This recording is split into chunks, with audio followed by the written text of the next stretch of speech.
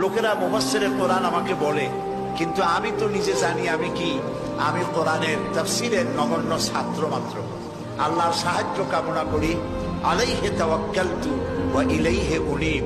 তিনি যদি দয়া করে কিছু বলার তৌফিক দেন তবে আমি বলতে পারবো ইনশাআল্লাহ।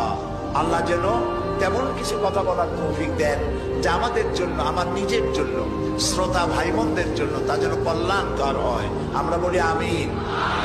প্রিয় ভাই সব, শুনতে এসেছি কোরআন, এটা কার? একটু লক্ষ্য করুন তো।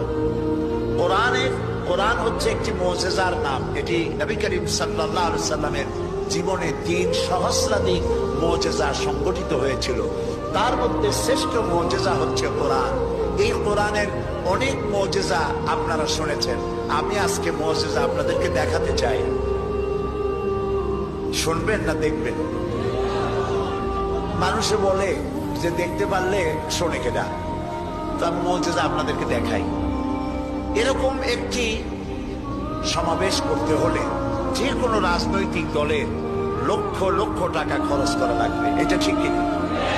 কিন্তু এখানে ওই পরিমাণ টাকা খরচ হয়নি। খুব কম খরচে এই মানুষগুলি এখানে একত্রিত হয়েছে। মৌচাকের মতো মধুমক্ষিকেরা, এ কোরআন হচ্ছে মৌচাক, আর এর থেকে মধু আহরণ করতে এসেছে সব মৌমাছিরা। তারপরে সমাবেশ হলে, রাজনৈতিক সমাবেশ, চতুর্দিকে পুলিশ আর বিডিআর দাঁড়াইয়া বসাইতে এত চেষ্টা করে, তাও বসতে চায় না। যদিও বসে, চিনাবাদাম চাবায়, সিগারেট টানে, এদিক ওদিক তাকায়। কিন্তু লক্ষ্য করুন তো, কোন পুলিশ বলতেছে বসেন বসেন, কোন বিডিআর কাউকে পিটাইতেছে, কেউ চিনাবাদাম চাবাইতেছে।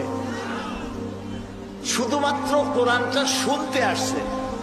কোরআনটা শুনতে আসলে যদি এই শৃঙ্খলা, এই শান্তি, এই নিরাপত্তা যদি চোখের সামনে দেখা যায়, তাহলে এই কোরআনের আইন যদি দেশে চালু হয়, তাহলে দেশটা জান্নাতের মতো হয়ে যাবে।